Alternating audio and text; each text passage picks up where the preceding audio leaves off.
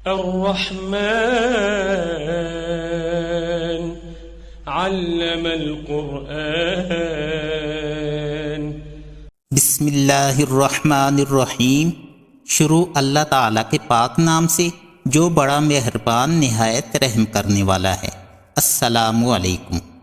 جب سارے عرب میں اسلام پھیل چکا اور یکے بعد دیگرے سبھی قبائل حلقۂ بگوش اسلام ہو چکے، یعنی بھٹکی ہوئی مخلوق کفر و شرک کے اندھیروں سے نکل کر دین حق سے روشناس ہو چکی، اسلام کے عقائد، اعمال اور شریعت کے اصول و فروع کی تکمیل ہو چکی، حکومت الہیہ قیام پذیر ہو چکی اور سارے عالم کی رہنمائی کے لیے ایک جماعت تیار ہو چکی، تو وحی الہی کے طور پر سورہ فتح نازل ہوئی۔ اس وحی کے لطیف اشاروں سے حضرت صلی اللہ علیہ وآلہ وسلم نے یہ حقیقت جان لی کہ اب آپ صلی اللہ علیہ وآلہ وسلم کی زندگی کی مشن یعنی مقصد رسالت صلی اللہ علیہ وآلہ وسلم اور دین حق کی تکمیل پورے ہو چکے ہیں، اور دنیا میں آپ کے رہنے کی ضرورت باقی نہیں رہی۔ بالفاظ دیگر آپ صلی اللہ علیہ وآلہ وسلم کے وصال کا زمانہ قریب آ چکا ہے، اس لیے آپ صلی اللہ علیہ وآلہ وسلم نے ارادہ فرمایا کہ جزیرۃ العرب کے مسلمانوں کے سامنے خصوصاً اور ساری دنیا کے لیے عموماً اسلام، اس کی شریعت اور اخلاق کے تمام بنیادی اصولوں کا اعلان کیا جائے۔ اس غرض کے لیے حج سے بہتر موقع کوئی نہیں ہو سکتا تھا، جب سارے عرب کے علاوہ اطراف عالم کے لوگ بھی مکہ مکرمہ میں جمع ہو جاتے تھے۔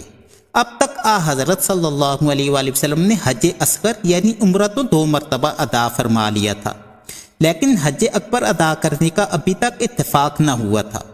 چنانچہ ذوالقعدہ 10 ہجری میں آپ صلی اللہ علیہ وآلہ وسلم نے حج کا تہیہ کیا اور تمام قبائل کو اس کی اطلاع دے دی۔ یہ خبر جہاں جہاں پہنچی، لوگ بےتاب ہو کر شرف ہم رکابی کے لیے جوگ در جوگ امڑ آئے اور مدینے سے باہر خیموں کا ایک عظیم شہر آباد ہو گیا۔ اس حج کو حجۃ الوداع بھی کہتے ہیں، کیونکہ رسول اکرم صلی اللہ علیہ وآلہ وسلم اس حج کے بعد امت مسلمہ سے رخصت ہو گئے۔ اسے حج اکبر بھی کہتے ہیں، اس لیے کہ حج کے تمام ارکان خود رسالت آپ صلی اللہ علیہ وآلہ وسلم کی موجودگی میں حتمی طور پر قائم ہوئے۔ اس حج کو حجۃ البلاغ، حجۃ الاسلام، حجۃ الکمال اور حجۃ التمام بھی کہتے ہیں، کیونکہ اس حج میں اسلام کے بنیادی اور کامل اصول بیان ہوئے۔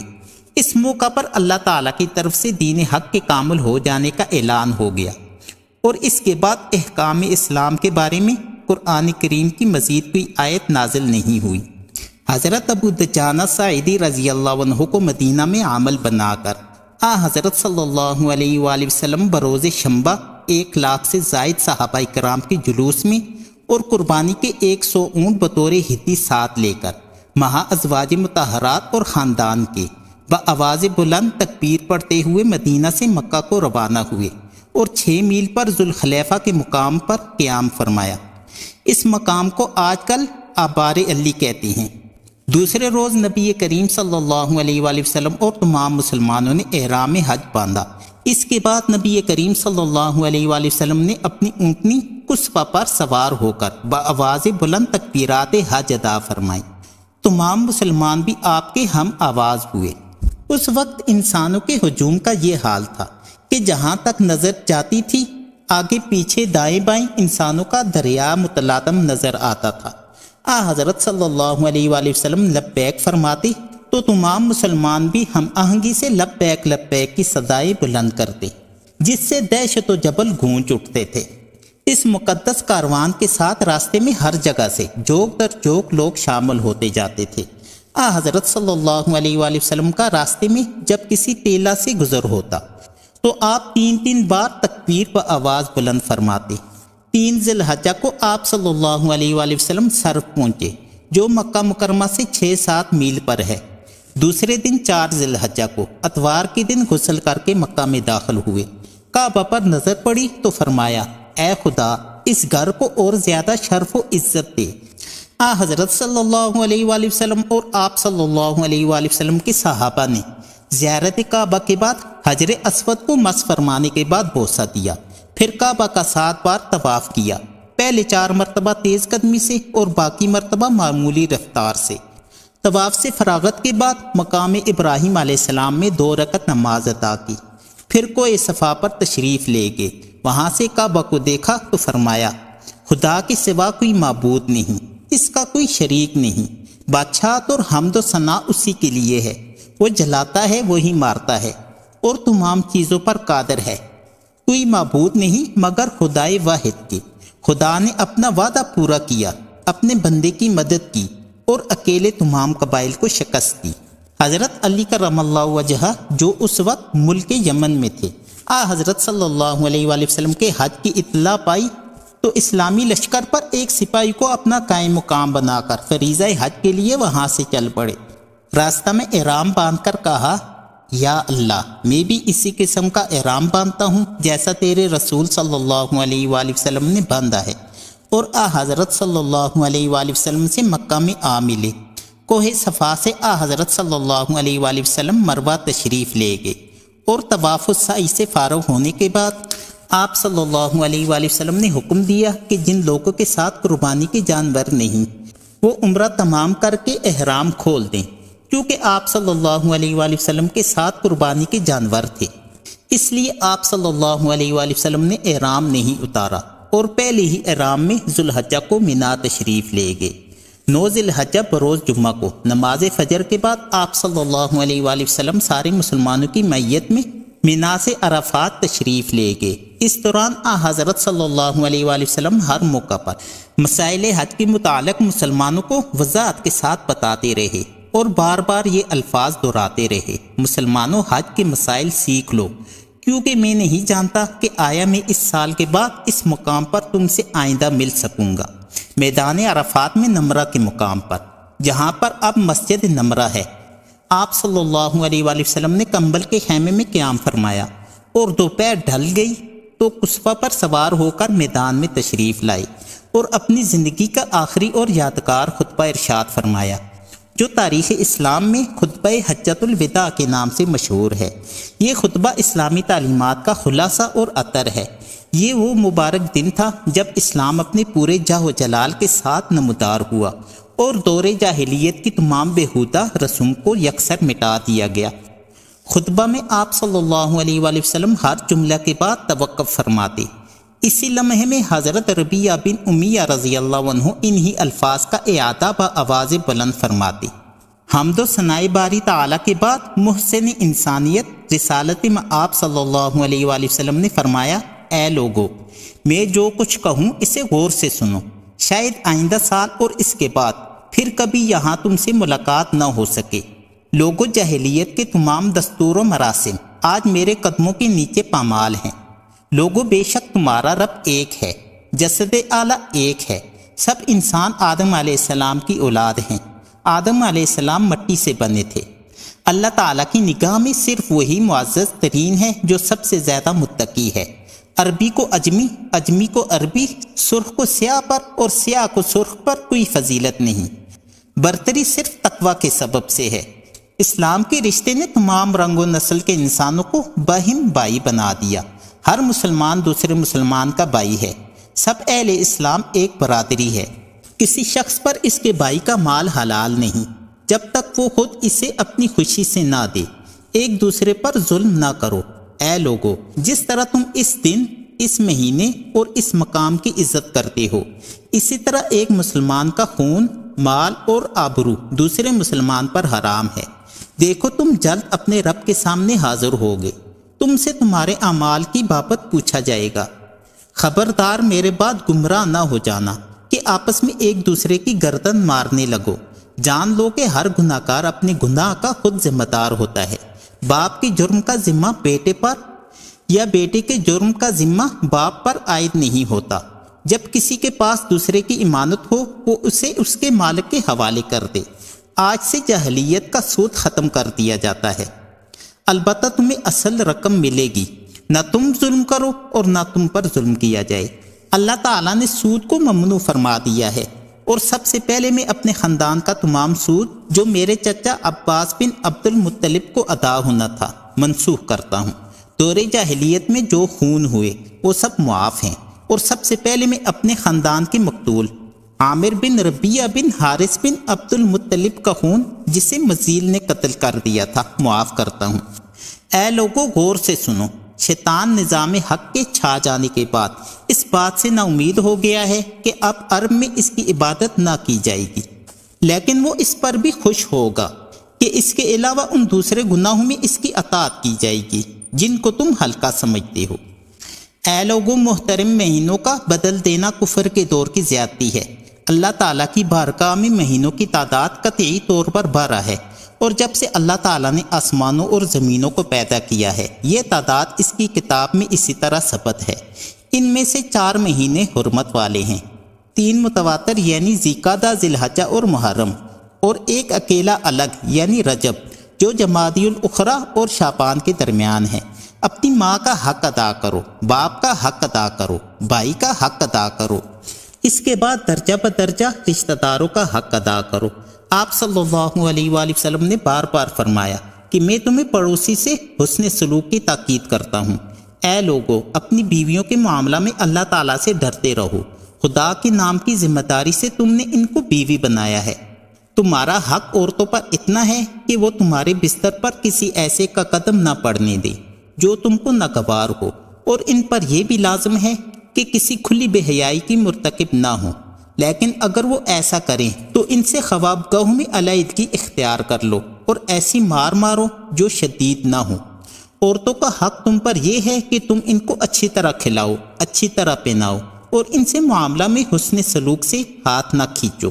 وہ تمہارے نکاح میں آ جانے سے تمہاری پابند ہو جاتی ہیں اور اپنے نفس کی مالک نہیں رہتی۔ اپنے غلاموں کے ساتھ برابری کا سلوک کرو، جو خود کھاؤ وہی ان کو کھلاؤ، جو خود پہنو وہی ان کو پہناؤ۔ اگر غلام کوئی ایسا جرم کر بیٹھے جس سے تم معاف نہ کرنا چاہو تو اللہ تعالیٰ کے ان بندوں کو بیچ ڈالو اور دکھ نہ دو۔ اللہ تعالیٰ نے ہر حقدار کو اس کا حق دے دیا ہے۔ وارث کے حق میں وصیت جائز نہیں۔ اولاد ماں کی ہوگی اور زانی کے لیے پتھر۔ ان کا حساب اللہ کے پاس ہوگا۔ جس نے اپنے باپ کے سوا کسی دیگر شخص کا بیٹا ہونے کا دعویٰ کیا یا آزاد کرتا غلام نے اپنے موالی کے سوا کسی اور سے نسبت جتائی تو اس پر قیامت تک اللہ تعالیٰ کے فرشتوں کی اور لوگوں کی لعنت ہوگی۔ اللہ تعالیٰ اس جرم کے عوض اس کی کوئی نیکی قبول نہ کرے گا۔ عاریت لٹائی جائے، تحفہ پھیرا جائے، قرضہ چکایا جائے، تاوان کا بوجھ ضامن پر ہوگا۔ لوگوں، اللہ کے ساتھ کسی کو شریک نہ ٹھہراؤ۔ جس جان کو اللہ تعالیٰ نے حرام ٹھہرایا ہے اس کو ناحق نہ مارو، زنا نہ کرو، چوری مت کرو۔ اگر تم پر سے افہام غلام مقرر کیا جائے اور کتاب اللہ کے مطابق حکم چلائے تو اس کی اطاعت کرو۔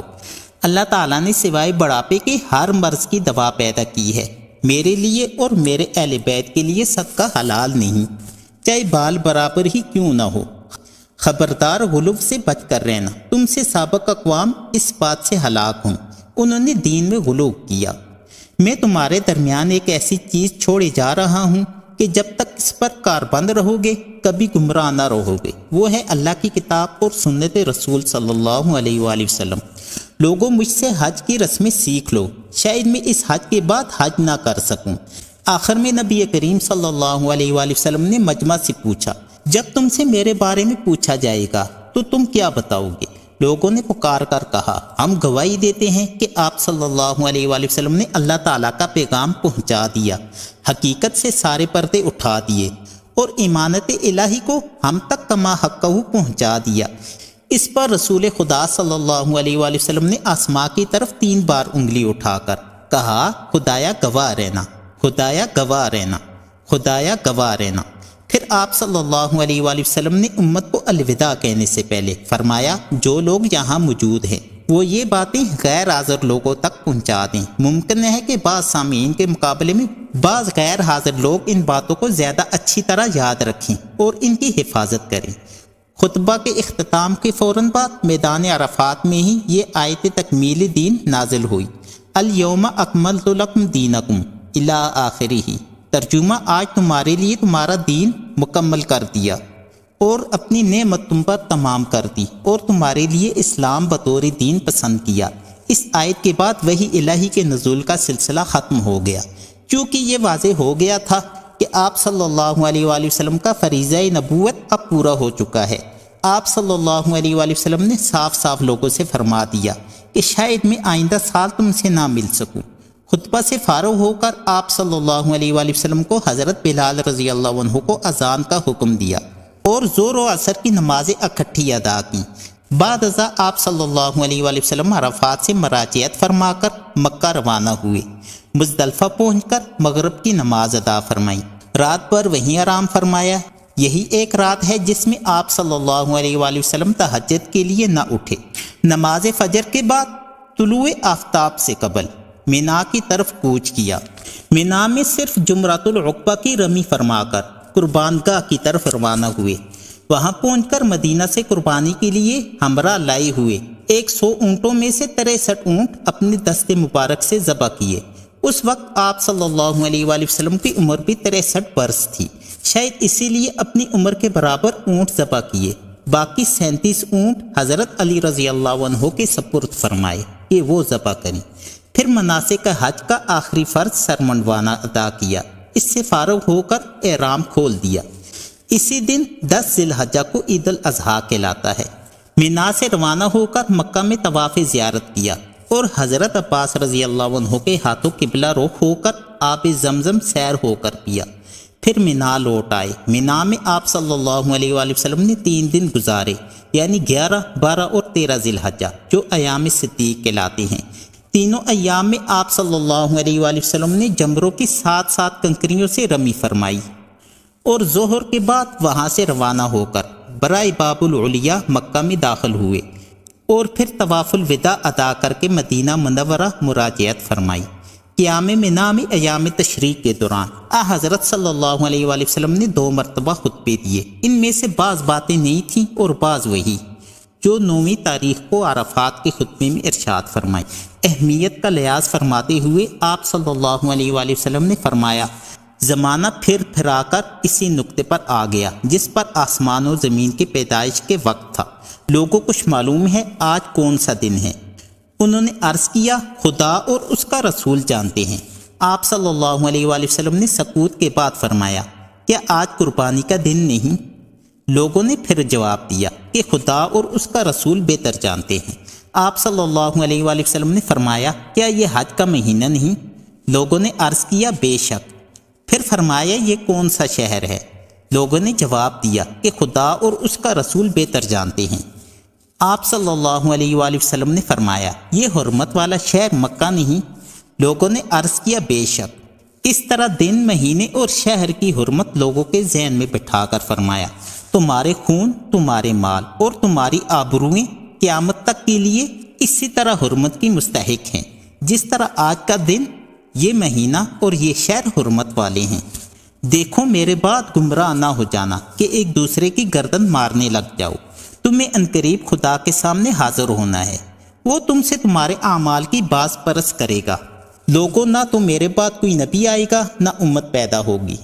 خوب سن لو، اپنے پروردگار کی عبادت کرو، 5 وقت کی نمازیں پڑھو، رمضان کے روزے رکھو، مالوں کی زکوٰۃ خوشی خوشی ادا کرو، خانہ کعبہ کا حج کرو، اپنے حاکموں کے فرما بردار رہو۔ اس کی جزا یہ ہے کہ تم اپنے پروردگار کی جنت میں داخل ہو جاؤ گے۔ یہ فرما کر پھر عرفات والے خطبہ کی طرح لوگوں سے پوچھا، قیامت کے دن میرے بارے میں تم سے پوچھا جائے گا تو تم کیا کہو گے؟ لوگوں نے پکار کر کہا، ہم کہیں گے کہ آپ صلی اللہ علیہ وآلہ وسلم نے پیغام حق پہنچا دیا، امت کو نصیحت کرنے کا حق ادا کر دیا، حقیقت سے سارے پردے اٹھا دیے اور امانت الہی کو ہم تک کما حقہ پہنچا دیا۔ اس پر آپ صلی اللہ علیہ وآلہ وسلم نے 3 مرتبہ فرمایا، خدایا تو گواہ رہنا، خدایا تو گواہ رہنا، خدایا تو گواہ رہنا۔ نیز یہ کہا، جو لوگ موجود ہیں وہ یہ ساری باتیں ان کو پہنچا دیں جو موجود نہیں ہیں۔ میرے بھائیوں اور دوستوں، آج کے لیے اتنا ہی۔ مجھے امید ہے کہ آپ کو یہ ویڈیو پسند آئی ہوگی۔ اگر آپ کو یہ ویڈیو پسند آئی ہو تو لائک اور شیئر کرنا مت بھولیں، اور اس طرح کی مزید ویڈیوز کے لیے چینل کو سبسکرائب کر دیں۔ شکریہ۔ اب آپ حضرات سے اجازت چاہوں گا اس دعا کے ساتھ کہ اللہ تبارک و تعالی آپ سب کو خیر و عافیت کے ساتھ رکھے اور آپ کی ہر مشکل، ہر پریشانی اور ہر مصیبت کو دور فرمائے، آمین۔ اب اگلی ویڈیو کے ساتھ آپ حضرات کی خدمت میں پھر حاضر ہوں گا، تب تک کے لیے اللہ حافظ۔